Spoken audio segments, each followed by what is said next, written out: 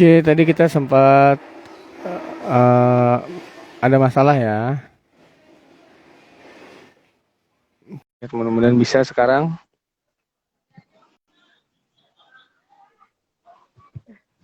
Assalamualaikum Ustaz. Assalamualaikum. Waalaikumsalam. Tadi sebenarnya udah mulai Jelas Ustaz. suaranya nggak? Jelas. Jelas ya. Suara Sarah kecil nih. Udah biasa, memang kecil kan Ustaz. Coba. Oke, tapi bisa diakses suara saya. Iya bisa. Halo. Nah, Dengar. jelas. Tadi udah mulai Ustaz sebenarnya. Iya, tadi 2 kali udah mulai, terus tiba-tiba dia langsung off gitu. Iya. Enggak, sebelumnya udah mulai sama Karida. Oh gitu. Iya. Oh, pantes dia tadi off. Iya, makanya mungkin bentrok kayak bentrok gitu. Oh, terus tadi gimana? Ya baru awal. Baru awalan gitu aja Oh, sih Ustaz. pantes. Tadi dia keluar. Iya. Tape, nggak apa, khair insya Allah. Kita lanjutkan ya. Tadi udah sempat jalan belum? Iya jalan tapi Baru, sebentar. Masih atau baru? awal-awalan pembukaan lah. Wow. Gitu. Oke, coba ya. Kita buka ya.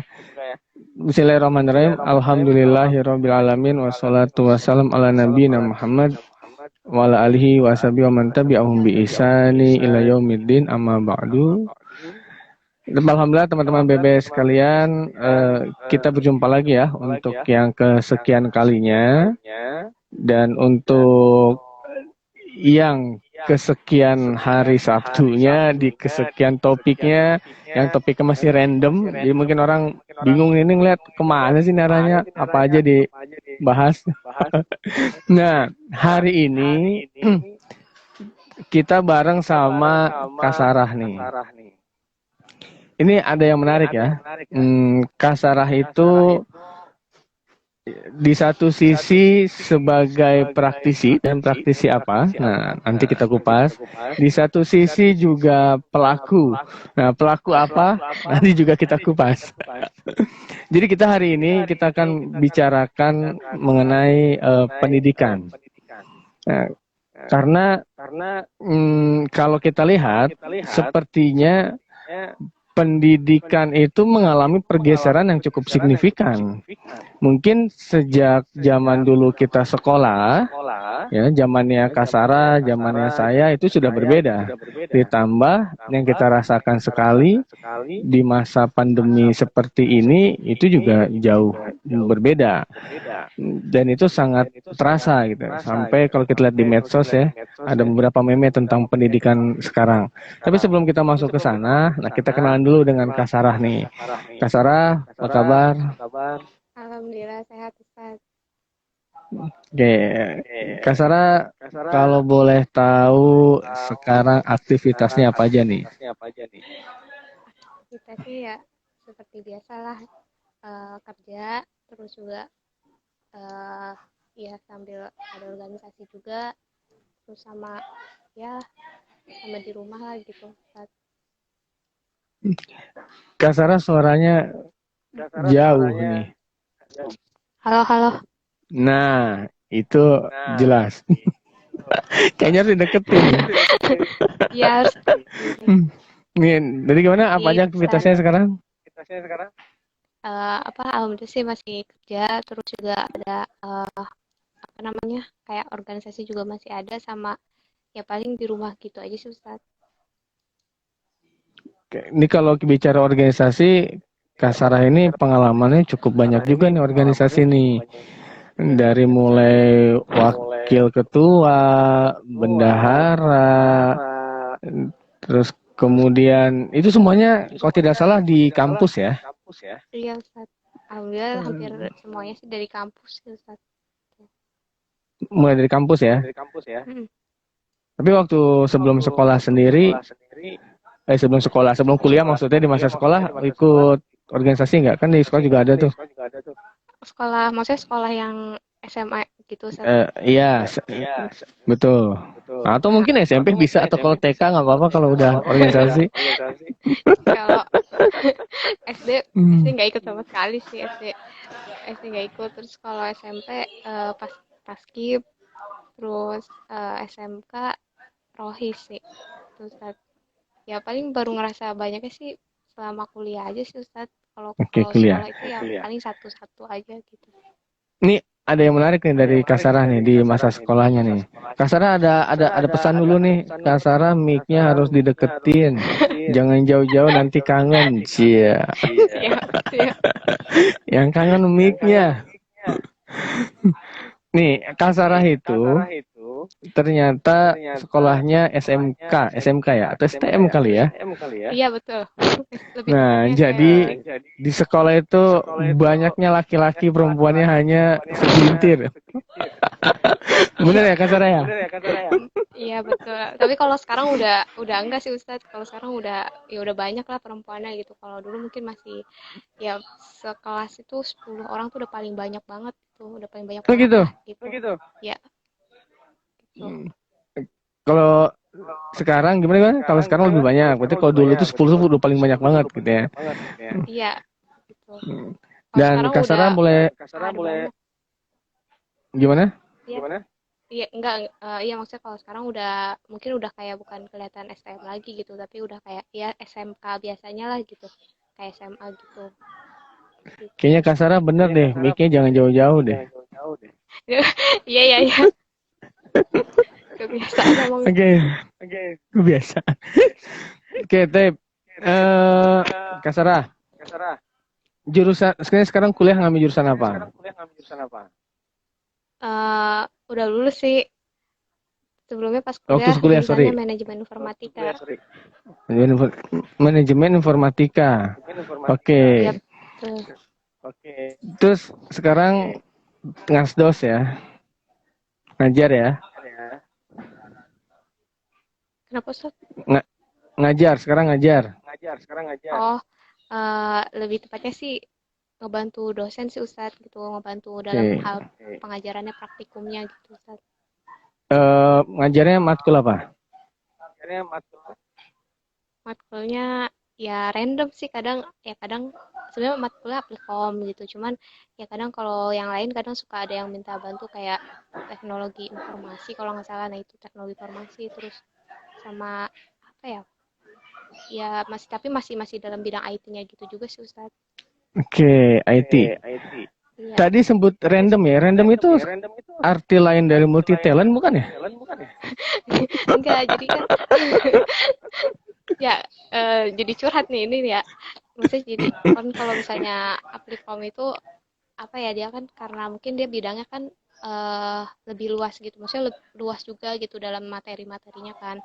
Nah, dan Aplikom itu salah satu mata kuliah yang mungkin nggak cuman satu jurusan aja gitu, tapi beberapa jurusan hampir semua, dan itu punya apa ya beberapa apa di babnya itu ada beberapa yang mungkin sesuai dengan jurusannya gitu. Misalnya kayak akuntansi itu dia ada tentang finansialnya gitu kan. Terus kalau misalnya teknik komputer sama informatika itu ada ngodingnya gitu kan. Terus kalau yang lainnya misalnya statistikanya, nah kayak gitu Ustaz. Cuman misalnya nggak cuma misalnya kayak di informatika adanya ngoding, tapi kita nggak ada gitu bagian finansialnya gitu. Terus begitu juga kayak Oke. akuntansi itu ada misalnya bagian finansial tapi nggak ada bagian ngoding kayak gitu kan. Cuman mungkin yang sama itu kayak dari segi apa Microsoft, terus juga PowerPoint kayak gitu sih. Jadi kayak Oke. ngerasanya ya satu matkul tuh kayak banyak gitu materinya. Rasanya kayak random tuh ya kayak gitu. Oke, Tep. Balik lebih Kasara. Pengalaman ngajar sebelumnya sudah ada belum? Sebelum ngajar yang sekarang. Belum sih, justru pertama kali pengalaman itu pas lagi diajak ngasdos itu gitu Ustaz. Hmm. Pertama kali, cuman pernah sempet sih waktu pas tingkat akhir itu eh, ada apa namanya, ada dari luar, itu bukan dari kampus ya tapi dari luar, kayak semacam les untuk untuk anak kecil gitu, cuman nggak memang nggak dibayar sih gitu, tapi itu kayak ya kayak misalnya ngebantu aja lah kayak gitu kan, karena mau UN kalau nggak salah itu. Nah, itu cuman itu doang sih pertama kalinya, itu juga gitu kan. Terus yang benar-benar ngerasa realnya sih pas lagi ngasih itu sih Ustaz. Tadi apa? Nggak dibayar ya? Nah itu tuh Pas di dia garis bawah itu nggak dibayar gitu. maksudnya Harusnya. nggak apa ya, kayak kayak lebih ini relawan relawan kayak gitu. Nah, relawan itu dibayar ya sebenarnya. Ya Profesional kalau loh relawan tuh. Allah yang bayarnya. insya Allah. Masih Allah dihitung tuh. Gitu, Kasara. Kan Kasara itu pernah jadi pelaku ya, artinya pembelajar atau pelajar.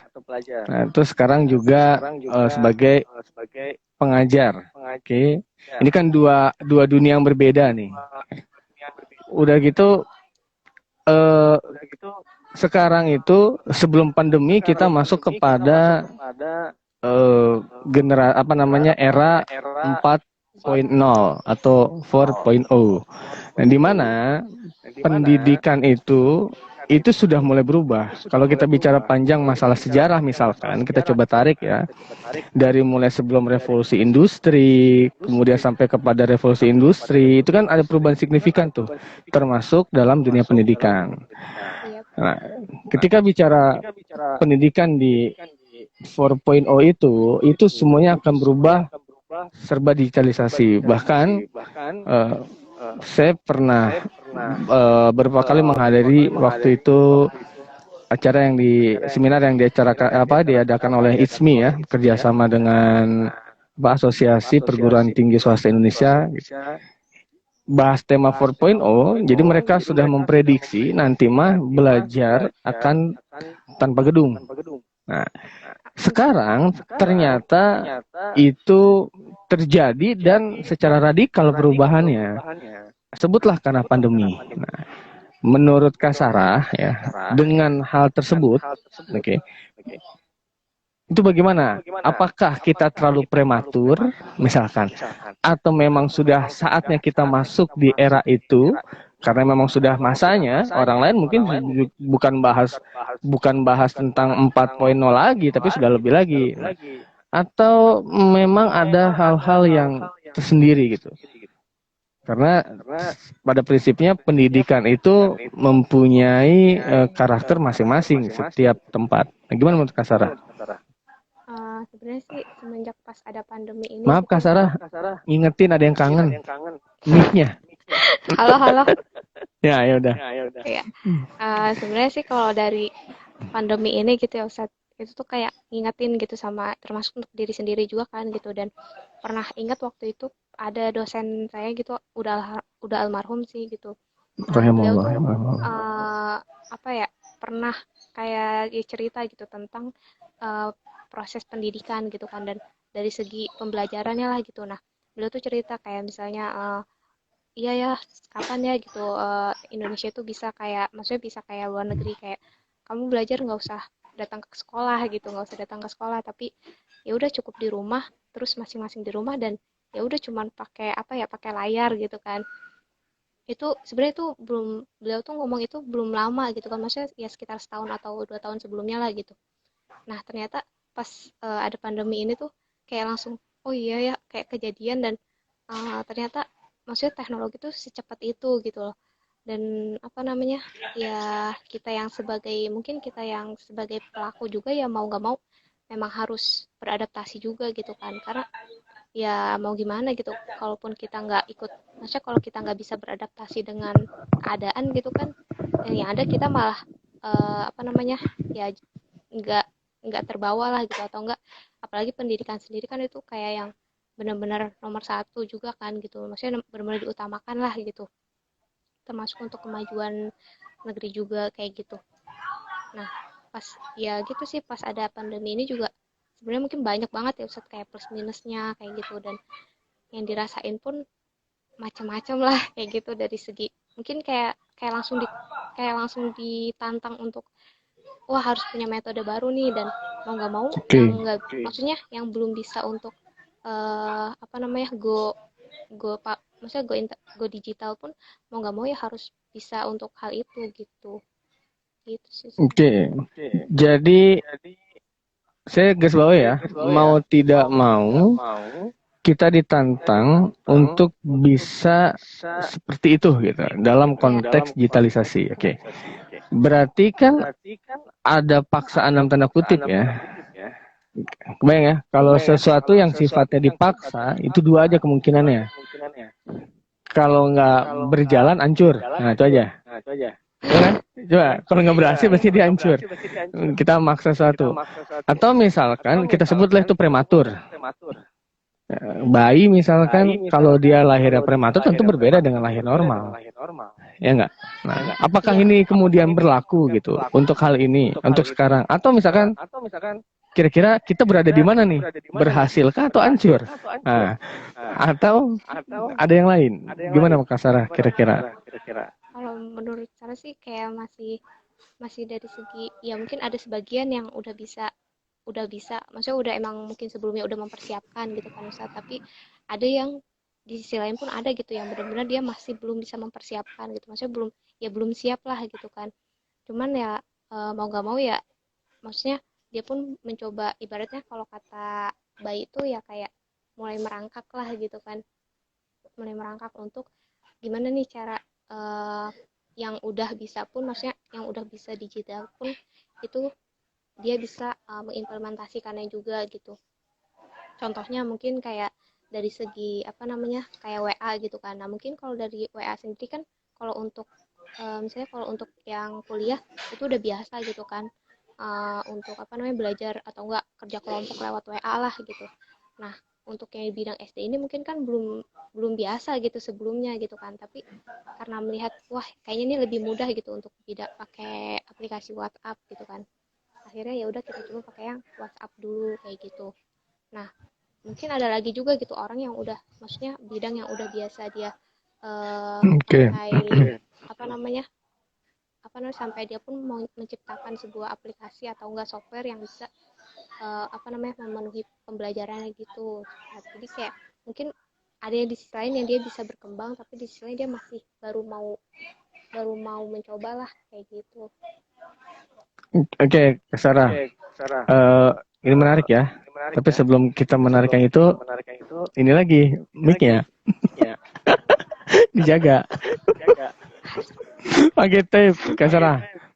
Eh, kalau dalam dunia SD ya, kita pernah nggak sih kita ngeliat meme kayak misalkan atau cuplikan-cuplikan yang di medsos ada ibu-ibu yang stres gara-gara ngajar anaknya gitu.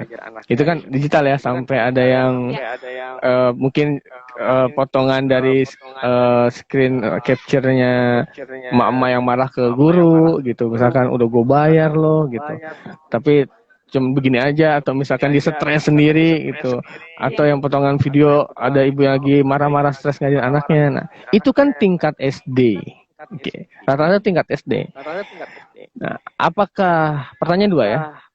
Nah, gimana menurut Kak Sarah melihat fenomena seperti itu? Yang kedua, Kak Sarah kan ngajar mungkin usianya di mahasiswa, sudah dewasa lah. Nah, apakah itu juga terjadi atau hmm, kira-kira eh, ada nggak sih hal yang sama atau dirasakan juga oleh teman-teman mahasiswa gitu, atau di konteks yang pembelajar yang lebih dewasa? Hmm. Iya, sempat lucu sih sebenarnya ya, kayak melihat ekspresi kayak ya orang tua yang mungkin nggak biasa gitu untuk ngajar gitu kan. Terus tiba-tiba pas ada pandemi ini ya mau nggak mau apa namanya pendidikan pun mereka yang ibaratnya mereka yang jadi gurunya juga gitu, dan ya itu mungkin salah satu makanya perempuan mungkin ya dituntut untuk banyak belajar ya mungkin seperti ini gitu, kayak sebuah keadaan itu ya pasti bakal akan menuntut kita juga untuk terjun langsung ke sana kayak gitu kan.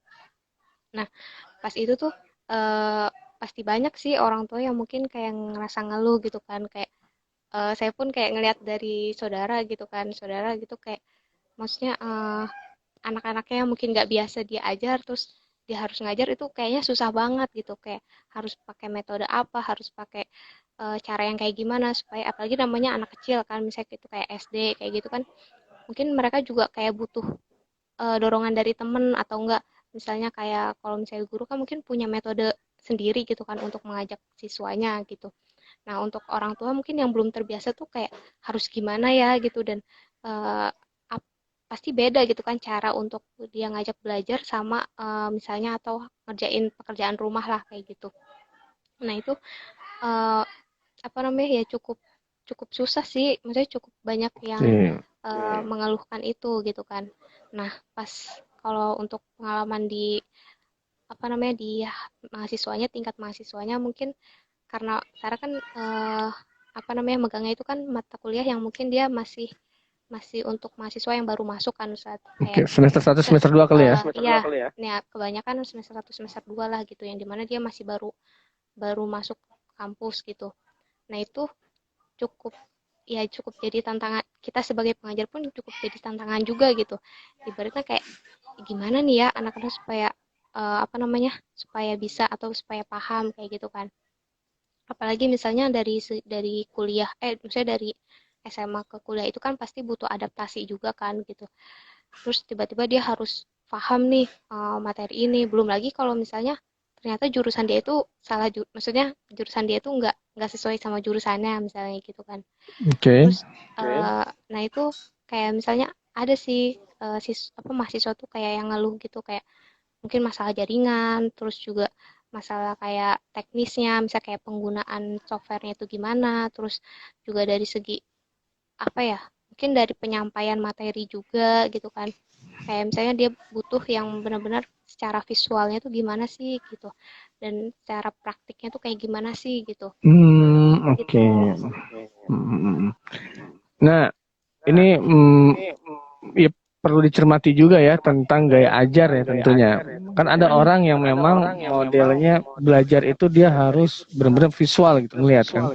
Iya. Ada yang memang dia benar-benar harus mendengar gitu. Ya kalau menurut Kak Sarah nih dari pengalaman belajar dan mengajar eh, itu gimana nih kira-kira? Kan jadi kan kita semua pukul rata ya. Mahasiswa daring gitu. Iya. Banyak misalkan sekali sekali ngajar 30 orang. Ada 30 orang sekali ngajar tuh atau 50 bahkan. 50 sih ada. Oh, Kan sampai kalau 50 iya. Iya, ngadepinnya screen. Nah, iya. itu gimana ya?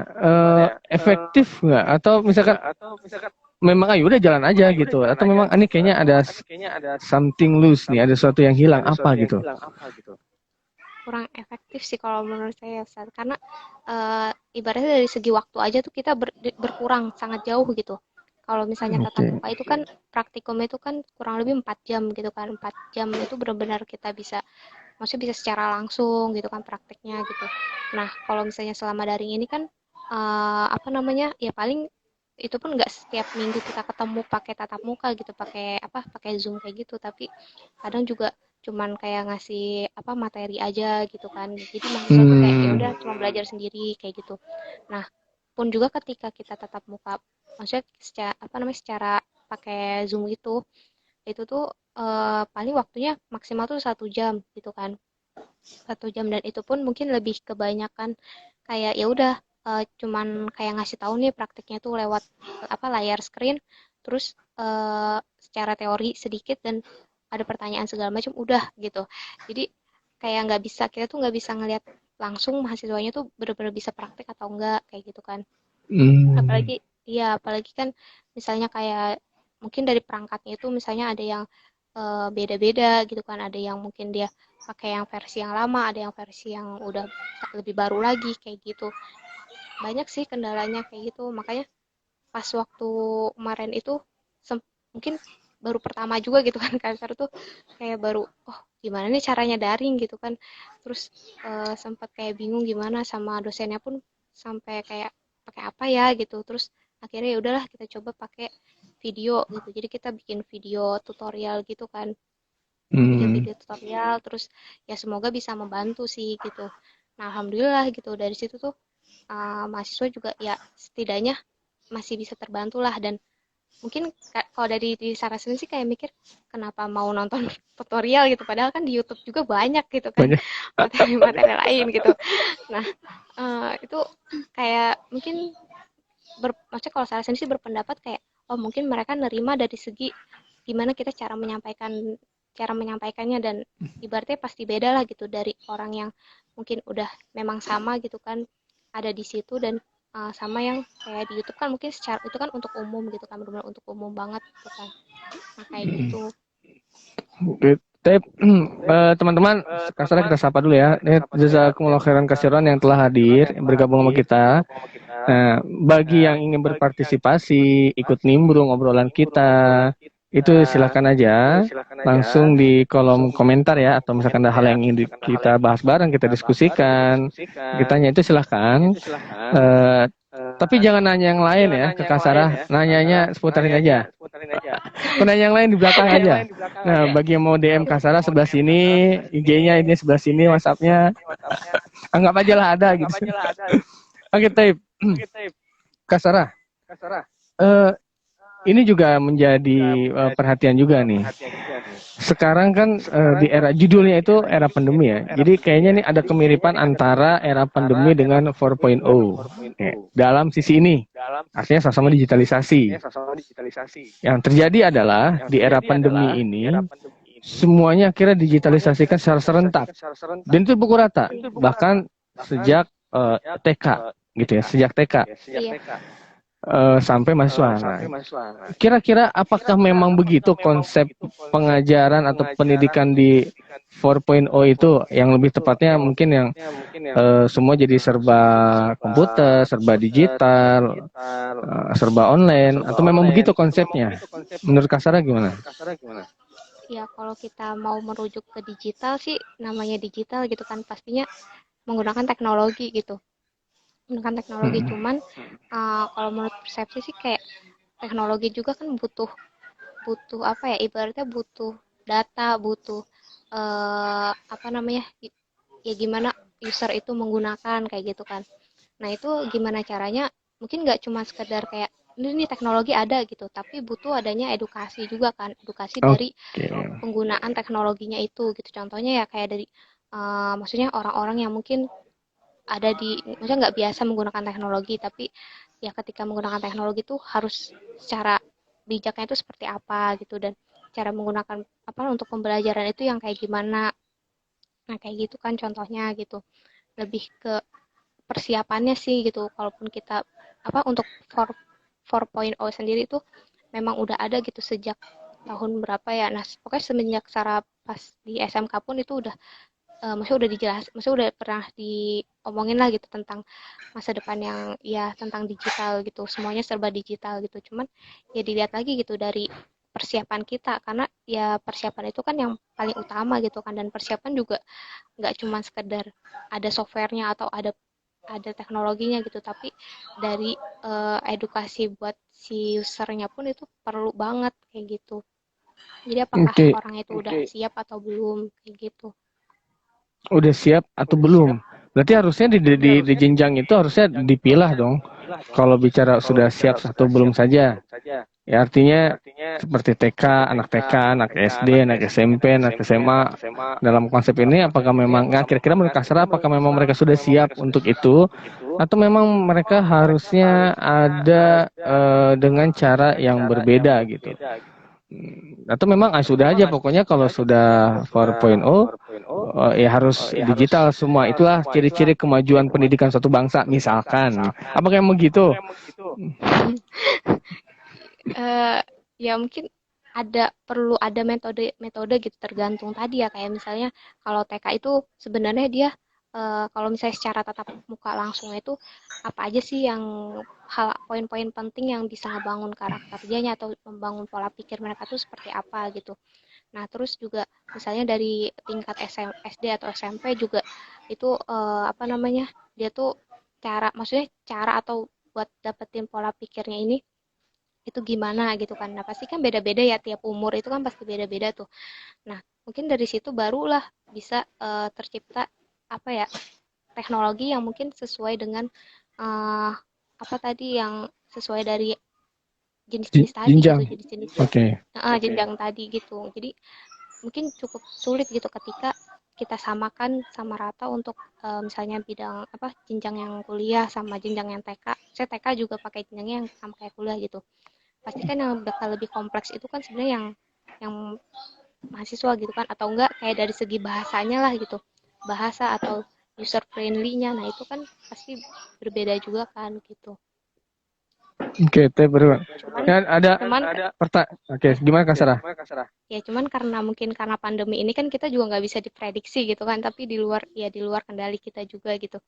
Ya mau nggak mau mungkin eh, apa ibaratnya kita benar-benar kayak langsung ditantang harus untuk mikir gimana nih metode apa nih untuk yang cocok buat apa namanya TK atau SD atau SMP dan sampai kuliah itu, metode yang seperti apa yang cocok digunakan seperti itu sih Ustaz. Oke. Tep, nih Kak Sarah ada pertanyaan menarik nih. Bagus nih pertanyaan nih Kak Sarah nih. Kak, ini di save ya live-nya. Insya Allah ya, buat teman-teman yang nanya ini di save nggak live-nya, insya Allah kita save live-nya, jadi nanti bisa diakses ya. Bisa diakses di IG kita di Gilbah Romain. Nah itu juga masih bisa komunikatif insya Allah, kita masih bisa berinteraksi walaupun udah nggak live. Jadi walaupun ada pertanyaan susulan, kita bisa komunikasi, kita bisa diskusi, termasuk dengan kasarahnya insya Allah. Ntar kita tag aja lah, kasarnya kita seret. Oke, teh bagi teman-teman, silakan yang mau komentar ya, yang mau diskusi bareng. Ini udah ada Kasara. Eh, ini ada lagi nih. Kasara mau nanya, dalam konsep menuntut ilmu, kan ada proses takdib atau adab kepada guru. Caranya dengan talaki kepada guru. Apakah pendidikan digitalisasi menghilangkan adab kepada guru? Mungkin gini kali ya. Kan kalau misalkan di kelas ya, dari mulai kelas rendah nih ya, kita tidak bicara konteks mahasiswa nih. Karena beda adab mahasiswa dengan beda adab anak TK, anak SD, anak SMP, anak SMA. Misalkan ya, kalau ngomong, misalkan kalau belajar tuh harus rapi, belajar harus khidmat. Nah mungkin begitulah. Guru ngomong kita harus perhatikan. Nah, itu bagian-bagian dari adab tuh, diantaranya mau ke WC izin. Nah kira-kira, bagian dari adab banyak nih, kita bicara adab luas, cuma itu contoh kecil. Nah kira-kira gimana Kak Sarah? Apakah menghilangkan adab pada guru? Kalau ya pastinya tidak ya, maksudnya bahkan untuk menggunakan teknologinya aja itu ada namanya adab gitu kan. Ada ya adalah apa sih yang harus dijaga gitu dalam kita menggunakan teknologi gitu kan. Nah, begitu juga kayak kita misalnya apa namanya untuk mengajar atau pendidikan dalam digital itu pasti perlu yang namanya adab gitu, dan adab itu seperti apa sih? Nah, mungkin contohnya kayak dari segi nilai-nilai yang mungkin kita rasa kayak hilang gitu. Contohnya kayak dari segi disiplin gitu kan. Kalau misalnya kita tatap muka itu kan kayak harus datang tepat waktu gitu, nggak boleh telat gitu. Nah, kalau misalnya pas lagi Zoom itu ya harusnya itu tetap berlaku gitu. Seperti jadi nggak boleh datang telat gitu, atau mungkin kalaupun memang telat itu ada uzur yang lain atau enggak alasan yang lain, dan itu harus segera disampaikan gitu kan. Nah, kayak misalnya kita pun ya pasti mentoleransi gitu ketika ada mahasiswa yang oh iya dia telat karena misalnya jaringannya putus-putus atau enggak hal lainnya gitu. HP-nya misalnya lagi rusak atau segala macam. Nah, asal apa namanya ada namanya ya komunikasi itu gitu kan. Nah, ketika memang kita nggak tahu kan itu dia jujur atau enggak sih gitu. Nah, itu sebenarnya balik lagi juga ke orangnya gitu. Nah, itu mungkin salah satu dari segi apa ya tantangan atau enggak apa namanya adanya pembelajaran online itu ya seperti itu gitu, kayak yang sulit kita lihat tuh dari segi benar nggak sih mahasiswa itu dia apa jujur atau enggak, dia benar-benar nggak sih disiplin gitu. Nah, itu sih itu. Dan yang kadang suka dilihat lagi sih kayak dari segi pakaian gitu kan. Contohnya misalnya kayak mungkin kalau di sekolah vokasi IPB sendiri itu kan emang diwajibin untuk menggunakan pakaian formal gitu. Dan orang yang nggak biasa itu kadang suka ya udah apa sih kayak males atau enggak gimana, tapi ya mau nggak mau kita apa namanya terdidik seperti itu gitu, tiap hari harus pakai formal gitu. Kalau nggak mau, kalau misalnya nggak pakai formal ya kena komdis gitu kan, gitu. Dan mungkin ketika sekarang misalnya seperti hal itu agak berkurang gitu, agak berkurang. Dan itu mungkin bisa juga sih sebenarnya untuk kita walaupun online tapi masih misalnya menggunakan pakaian yang eh, formal, atau pakaian yang kayak misalnya kayak SD pun gitu, dia online tuh ya udah pakai seragam aja walaupun di rumah gitu ya, walaupun atasannya doang misalnya gitu kan. Nah Tapi itu kalau tuh. tapi kalau bisa sih kayak maksudnya kalau orang tuanya dia memperhatikan gitu ya, kalau bisa tuh kayak ya udah bener-bener kayak dari atas sampai bawah tuh ya pakaian seperti sekolah gitu, biar ngerasanya ya tetap sekolah kayak gitu. Nah, itu menarik juga ya. Bosan, saya mau nanya itu sebenarnya. Ya kan, jadi kayaknya nih kalau kita bicara adab, ini bisa jadi pembahasan menarik tersendiri nih masalah adab digitalisasi ya. Jadi bergeser juga makna adab itu. Ya sekarang kalau misalkan kita gini ya, kita daring begini, pakai atasannya aja, bawahnya mau bodo amat pakai apa. Kan jadi bergeser tuh. Adabnya di atasnya aja. Atau misalkan dia sambil apa namanya, sambil tiduran atau sambil apa. Nah, itu dia Kayak saya misalkan ada kan pernah begitu ya kan ada misalkan ya. maksudnya melihat sendiri gitu kan, mungkin teman yang masih masih belajar gitu, maksudnya masih pakai dunia online ini, kayak kadang saya heran gitu kayak lagi belajar gitu kan, lagi belajar iya, oh kayak gitu gitu. Terus dia ya udah nggak apa-apa, orang nggak ngelihat ini katanya gitu. Nah Ya jadi ya.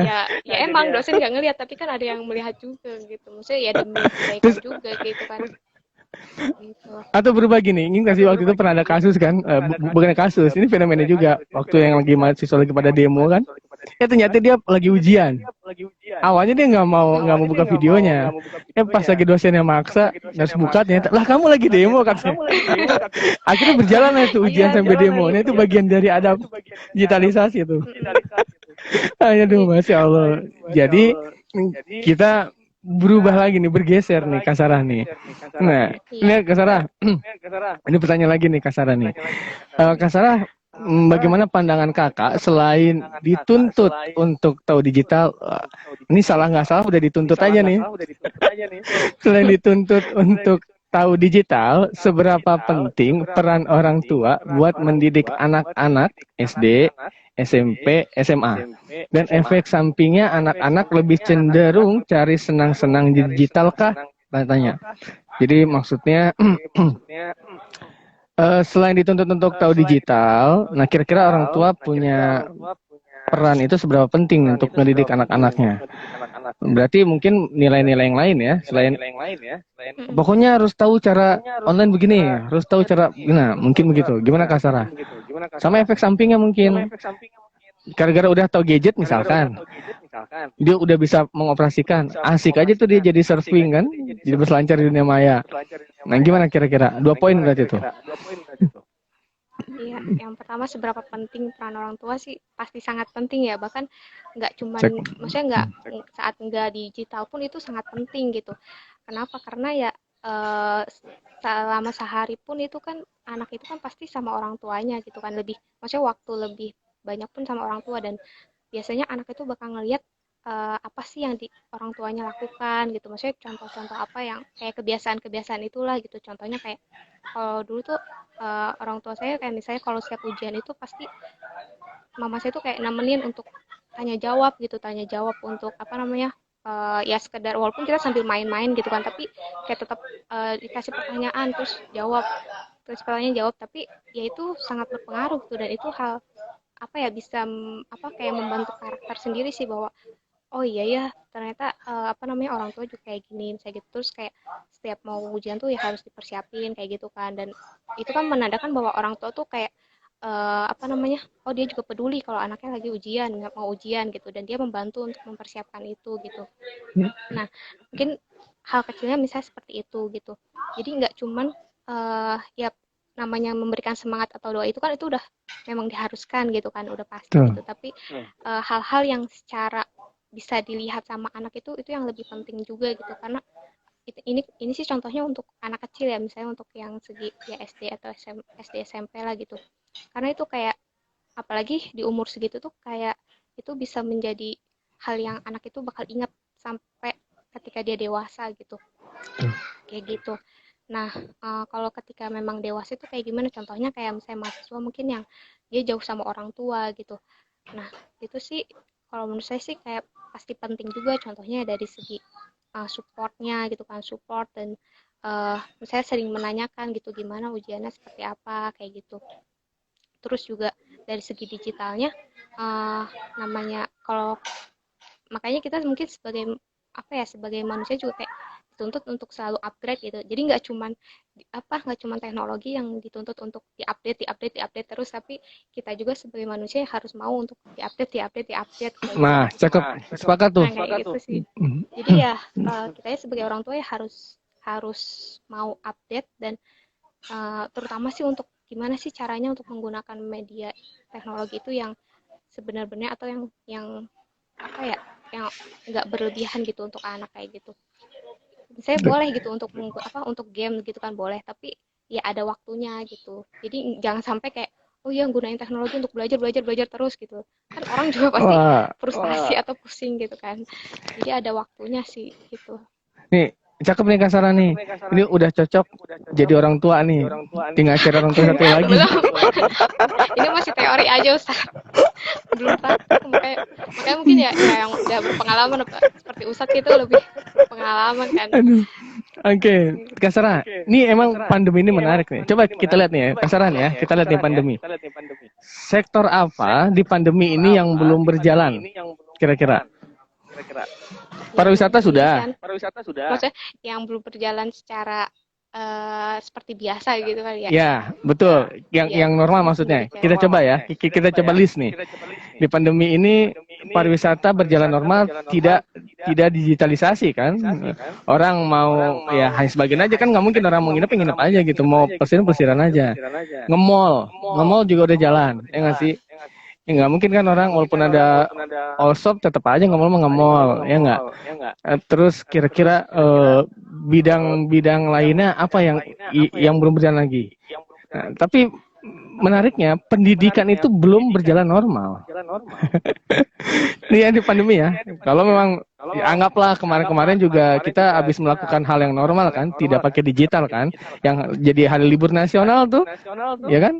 Iya. Kan hari libur nasional tuh gara-gara ada yang normal, tidak pakai digital gitu. Nah, tapi ternyata pendidikan kita nih sekarang belum. Kira-kira Kasarah, dengan posisi seperti ini, efeknya itu ke depan apa? Pendidikan jadi abnormal. Buat saya ini abnormal ya. Ya karena kita badan tidak seperti biasa namanya abnormal lah.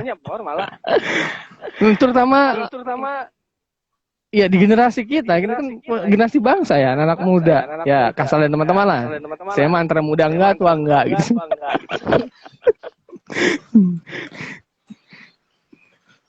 Ya, gimana Kak Sarah? Gimana ya kalau dari Ustadz sendiri gimana nih untuk ke anak? Maksudnya ke anak pasti Ustadz kan udah ada anaknya nih. Terus efeknya tuh bedanya apa gitu ketika sekarang gitu. Nah, terus kalau misalnya efek apa sih? Tadi apa Ustadz? Yang pertanyaannya jadinya? Ya, sekarang kan di pandemi gini ya, semua itu sudah hampir berjalan normal. Tapi hanya pendidikan saja yang ternyata dia belum normal. Oke, tadi kita bahas masalah yang 4.0 itu serba digitalisasi.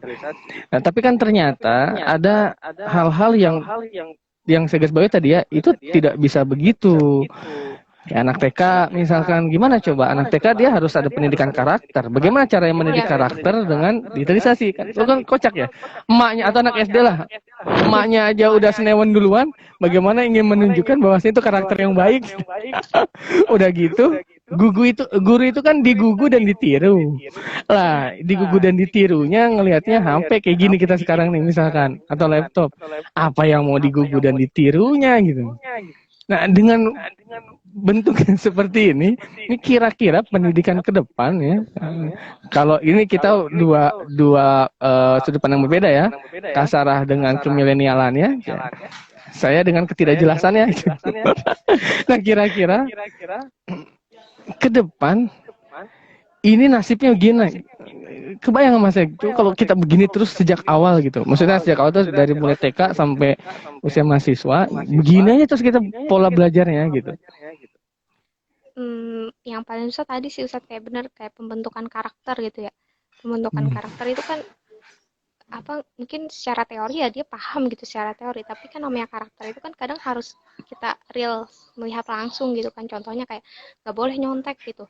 Nyonteknya ya kenapa, dampaknya apa gitu.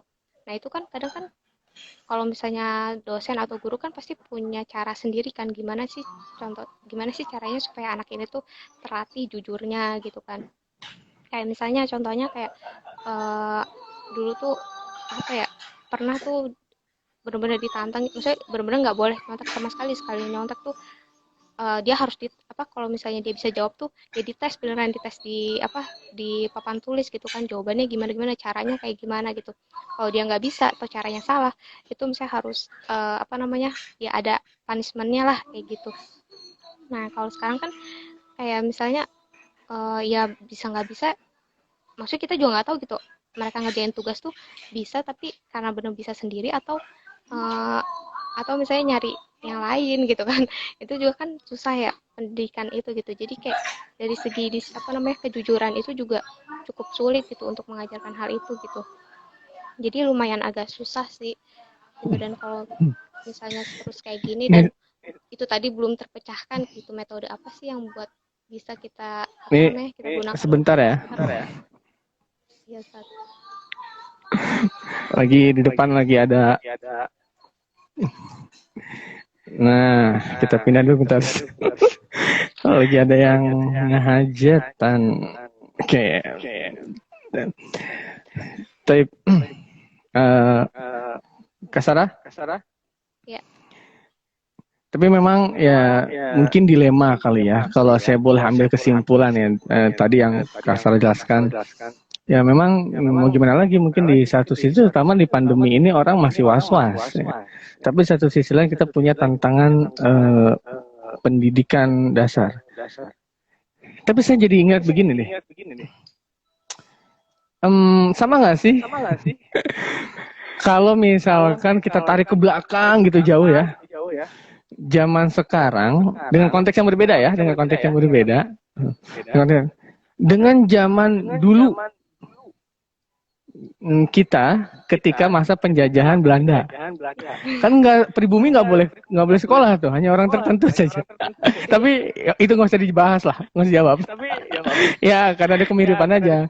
Ya karena saya ngelihat ternyata di sekolah di tempat lain gitu itu sudah mulai masuk, kayak misalkan kayak di Hong Kong sendiri misalkan yang sumber COVID-nya atau di Cina ya, maksudnya negaranya bukan daerahnya. Ya, ternyata sudah mulai mengaktifkan pendidikan atau sekolah dengan protokol yang khusus dan ketat tentunya. Ya, tapi di kita ternyata ya karena satu dan hal masih belum. Oke lah, nggak apa-apa. Ini jadi pertanyaan besar kita saja. Kenapa? Gitu mungkin kasarnya ya. Kenapa gitu sampai hari ini pendidikan itu ngegantung? Nah, gitu. Kalau misalkan alasannya karena COVID, nah berarti harusnya klaster mall sama klaster sekolah itu sama, atau misalkan klaster hotel sama, saya habis dari hotel semalam biasa-biasa aja gitu. Cuman kalau ke sekolah kenapa jadi was-was ya, wah gue kena COVID nih gitu. Kurang lebih gitulah. Nah, tapi ini jadi misteri ya bagi saya, terutama misalkan ini jadi misteri nih kasaran. Tapi biarlah, kalau misteri jadikan aja biar biar biar kalau kata Rilaso biar jadi misteri ilahi aja lah. Biar jadi menarik gitu. Karena Tapi repot juga urusannya. Gimana emang Kasara? apa, untuk pendidikan sendiri kan memang untuk menteri sendiri kan itu udah membolehkan gitu kan, cuman kayak dibalikin, maksudnya itu pun dengan apa namanya, step-step yang berlaku juga gitu. Contohnya kayak persetujuan dari Pemdanya gitu, dan terus persetujuan dari apa, komite sekolahnya juga, terus sama orang tuanya kayak gitu. Jadi ya mungkin mungkin sih itu saat kayak kenapa sih ada sekolah yang udah sekolah atau ada yang belum, ada yang udah dibuka tapi ada yang belum juga dibuka gitu. Ya mungkin dari segi apa, step-step itu tadi gitu, mungkin ada yang kayak oh ya Pemdanya udah setuju tapi misalnya komitenya belum setuju, jadi ya belum bisa sekolah gitu. Atau enggak ada yang ya udah dia karena mungkin daerahnya juga udah memang aman gitu kan, terus juga dari apa, ibaratnya pemerintah daerahnya dan juga apa namanya, sektor birokrasi dari sekolahnya sendiri pun itu juga setuju atau bisa mempertanggungjawabkannya gitu kan, ketika memang ada dampak lainnya itu, ya itu mungkin balik lagi sih dari segi birokrasinya ya Ustadz, kayak dari segi kayak tadi misalnya apa, menteri itu kan udah memberikan ya udah boleh, tapi dengan step-step tadi gitu, persetujuan banyak hal tadi gitu. Ya mungkin itu sih yang sekarang kayak ngerasa ya pendidikan kok belum dibuka-buka gitu gitu kayaknya, sepertinya sih. Oke, Tep. Masya Allah, barakallahu fiik, Kak Sarah. Nah, mic-nya jangan lupa ya deketin lagi. Tep, palang. Nih teman-teman sekalian, jazakumullah khairan kasiran yang sudah bergabung ya dan sudah berpartisipasi juga. Insya Allah kita Lubah Romen itu setiap hari Sabtu dan hari Ahad itu akan insya Allah mudah-mudahan Allah izinkan untuk istiqomah. Kita jam pukul 6 pagi sampai pukul 7, ataupun kalau tidak dia bergeser waktu sedikit. Istiqomah tetap kita mengadakan pembahasan-pembahasan tertentu, walaupun pembahasan masih random nih, tapi ya kita berniat sekedar sharing sajalah, mudah-mudahan bisa jadi sukses akhirat. Kak Sarah, jazakillah khair nih udah mau bergabung pagi ini nih di sela-sela kesibukannya. Oh ya, kami juga informasikan kita juga ada program pendidikan digital ya, pendidikan digital nih, bahasa Arab diantaranya, kerjasama juga ada ya, Arab Fahim itu juga ada rekanan kita, dan di Lubah Romen juga ada, kita sama-sama di bidang bahasa Arab. Bagi yang mau belajar bahasa Arab bisa. Terus kemudian kita juga ada sama Kak Sarah, kita juga ada program untuk pendidikan agama Islam, tahfiz Quran, pendidikan Al-Quran, itu juga by daring. Itulah tadi, mau tidak mau kita harus beradaptasi pada akhirnya. Nah, bagi teman-teman yang ingin coba gitu atau belajar bareng kita, bisa DM saja. Dan kita juga ada sharing untuk malam Ahad, Kak Sarah, insya Allah kita ada program untuk ngebahas khusus nih, pembahasannya khusus. Ini kan random. Kalau malam Ahad itu khusus ngebahas jomblo. Nah, jomblo nih kita bahas. Yang masih galau, khusus ngebahas pernikahan, mereka yang baru nikah, khusus membahas keluarga. Nah, keluarga itu berarti seputar parenting dan yang lain-lainnya. Nah, itu khusus waktunya pukul 8 malam sampai pukul 9. Oke, Tep, sekali lagi Kak Sarah, ini thank you berat nih. Udah mau hadir. Udah mau sharing ya. Banyak pasti banyak orangnya juga. Kalau maaf sebelum minta maaf udah maafin Kak Sarah, stok banyak insyaallah. Oke, Tep. Khair, insyaallah sekali lagi teman-teman, terima kasih banyak semuanya. Saya juga mau ngajak berdoa ya agar kita berlindung dari wabah penyakit. Allahumma inna na'udzubika minal barosi wal jununi wal juzami wa syail asqami. Kita tutup dengan doa kafaratul majelis. Subhanaka Allahumma bihamdika asyhadu an la ilaha illa anta astaghfiruka wa atubu ilaik. Assalamualaikum warahmatullahi wabarakatuh.